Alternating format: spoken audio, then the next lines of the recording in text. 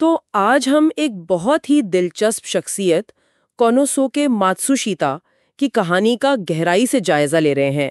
یہ پیناسونک کے بانی ہیں۔ ان کی ایک بات مجھے بہت متاثر کرتی ہے۔ انہوں نے کہا، میں شاید زیادہ پڑھا لکھا نہیں تھا، لیکن میں نے دنیا کی سب سے بڑی ٹیکنالوجی کمپنیوں میں سے ایک بنا ڈالی۔ یہ بات خود میں کافی کچھ سوچنے پر مجبور کرتی ہے نا؟ تو آج ہمارا مقصد صرف کہانی سنانا نہیں، بلکہ اصل میں یہ سمجھنا ہے کہ بھئی اتنی غربت اور باقاعدہ تعلیم کی کمی کے باوجود وہ کون سی چیزیں تھیں جنہوں نے انہیں پیناسونک جیسی آپ دیکھیں ایک عالمی کمپنی بنانے میں مدد دی۔ چلیں اس سفر کے کچھ اہم پہلوؤں کو دیکھتے ہیں۔ اچھا، کہانی کا آغاز تو واقعی کافی مشکل حالات سے ہوتا ہے۔ صرف 9 سال کی عمر میں انہیں اسکول چھوڑنا پڑا اور ایک سائیکل کی دکان پر وہ کام شروع کرنا پڑا۔ جی بالکل، خاندان غریب تھا تو تعلیم تو ممکن ہی نہیں تھی۔ تو گویا عملی زندگی کا سبق وہیں سے شروع ہوا۔ وہ کہتے بھی تھے کہ ان کے ہاتھ ہی ان کے اصل استاد بنے۔ چیزیں کیسے کام کرتی ہیں یہ جاننے کا تجسس وہ بچپن سے ہی تھا۔ صحیح، اور یہ عملی تجربہ میرے خیال میں بعض اوقات کتابی ہم سے زیادہ کارآمد ثابت ہوتا ہے۔ بالکل، اور پھر ان کی زندگی میں ایک اہم موڑ آیا، بجلی۔ اس وقت بجلی ایک نئی، ایک انقلابی چیز تھی اور اس نے انہیں بہت متاثر کیا۔ انہیں لگا کہ اس میں مستقبل ہے۔ جی ہاں، اور اسی شوق نے انہیں آگے بڑھایا۔ کئی سال بعد جب وہ اوساکا الیکٹرک لائٹ کمپنی میں کام کر رہے تھے، وہاں انہوں نے پہلے ایک لائٹ ساکٹ کا ڈیزائن بہتر کیا، پھر ایک زیادہ محفوظ اور بہتر قسم کا الیکٹریکل پلگ ڈیزائن کیا۔ اچھا جی، یہ اس وقت کے پلگ سے بہتر تھا، محفوظ تھا، اور شاید میرا خیال ہے اس کی تیاری میں لاگت بھی تقریباً 30% کم تھی۔ واو، یہ تو زبردست بات ہے۔ ہاں، لیکن دلچسپ بات یہ ہے کہ جب انہوں نے یہ آئیڈیا اپنے باس کو دکھایا تو انہوں نے اسے بالکل رد کر دیا۔ رد کر دیا؟ لیکن کیوں؟ اتنا اچھا آئیڈیا۔ دیکھیں، وجہ تو واضح نہیں بتائی جاتی، لیکن اکثر ایسا ہی ہوتا ہے نا، شاید باس کو اس کی کامیابی کا یقین نہیں تھا، یا وہ نئی پروڈکشن کا خرچہ نہیں اٹھانا چاہتے تھے۔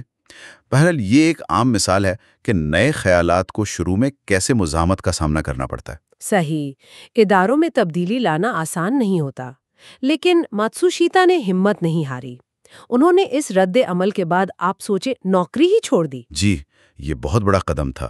1917 کی بات ہے۔ اور پھر اپنے چھوٹے سے گھر میں اپنی بیوی اور اپنے بہنوئی ٹوشیو آیو کے ساتھ، جو بعد میں خود سانیو کے بانی بنے، انہوں نے وہ پلگ بنانے شروع کر دیے۔ بالکل، اور وسائل وہ تو تقریباً صفر تھے، نہ کوئی خاص اوزار، نہ سرمایہ، نہ گاہک، کچھ بھی نہیں، صرف ایک یقین تھا اپنے آئیڈیا پر۔ اور ابتدائی دن تو یقیناً بہت مشکل ہوں گے۔ جی، بہت کٹھن۔ کئی دن تک ایک بھی پلگ نہیں بکتا تھا۔ یہاں ان کی ثابت قدمی، ان کی استقامت وہ کام آئی۔ دیکھیں، صرف یقین کافی نہیں ہوتا، ناکامی کے باوجود ڈٹے رہنا یہ اصل امتحان ہے۔ صحیح کہا۔ ہاں، انہوں نے ہار نہیں مانی، چھوٹے چھوٹے آرڈر لیتے رہے، کام کرتے رہے، اور آہستہ آہستہ بات بننے لگی۔ آخر کار 1918 میں انہوں نے ماتسوشیتا الیکٹرک انڈسٹریل کمپنی کی بنیاد رکھی، جو آج پیناسونک ہے۔ اور اس کمپنی نے بھی تو بڑے اتار چڑھاؤ دیکھے ہیں۔ 1923 کا وہ بڑا زلزلہ، پھر دوسری جنگ عظیم کی تباہ کاریاں، فیکٹریوں پر بمباری، جنگ کے بعد کی معاشی بدحالی۔ جی بالکل، بہت چیلنجز آئے راستے میں، لیکن ہر مشکل کے بعد وہ مزید مضبوط ہو کر نکلے۔ اور ان کا جو بنیادی ویژن تھا نا، وہ ہمیشہ واضح رہا۔ کیا ویژن تھا وہ؟ یہی کہ ایسی چیزیں بنائی جائیں جو لوگوں کی زندگیوں کو بہتر بنائیں، آسان بنائیں۔ اسی لیے انہوں نے پہلے وہ بیٹری سے چلنے والے بائسیکل لیمپ بنائے جو بہت مقبول ہوئے، پھر ریڈیو، استری، T V, washing machine, fridge, گھریلو استعمال کی ہر چیز۔ یہاں تک کہ الیکٹرک کاروں کی بیٹریوں پر بھی انہوں نے کام شروع کیا تھا، ہے نا؟ جی ہاں بالکل، وہ ہمیشہ ٹیکنالوجی کو عوام تک، عام آدمی تک پہنچانے کی کوشش میں رہے۔ ان کا ایک کال ہے جو ان کی پوری زندگی اور فلسفے کا نچوڑ لگتا ہے۔ جی ہاں، وہ بڑا مشہور ہے۔ وہ کہتے تھے کہ غربت نے مجھے کفایت شعاری سکھائی، کم چیزوں میں گزارا کرنا سکھایا۔ بیماری نے مجھے صحت کی قدر سکھائی، اور کم پڑھا لکھا ہونے کی وجہ سے میں نے ہمیشہ دوسروں سے سیکھا، ان کی دانائی سے فائدہ اٹھایا۔ کیا بات ہے! ایک اور جگہ وہ یہ بھی کہتے ہیں کہ ناکامی نے مجھے ثابت قدم رہنا سکھایا، لیکن یہ میرا ویژن تھا جس نے مجھے ہمیشہ آگے بڑھنے پر مجبور کیا۔ تو یہ صرف حالات کا رونا نہیں ہے، بلکہ یہ کہ کیسے منفی چیزوں کو بھی مثبت طاقت میں بدلا جا سکتا ہے۔ بالکل، یہ حالات، عمل اور سوچ کا ایک زبردست امتزاج ہے۔ تو اس ساری کہانی سے، اس سارے تجزیے سے ہم کیا سیکھ سکتے ہیں؟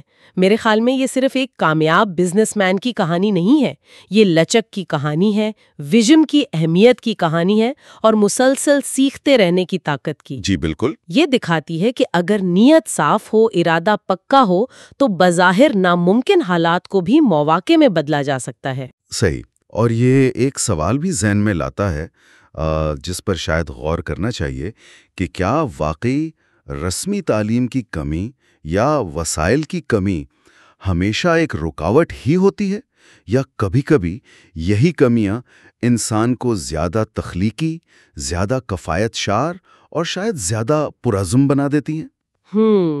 یہ ایک بہت اہم نقطہ ہے۔ جی، کہ کس طرح ذاتی مشکلات اور چیلنجز وہ جدت ترازی یعنی انوویشن کے لیے ایک غیر متوقع محرک بن سکتے ہیں۔ یہ بات سوچنے والی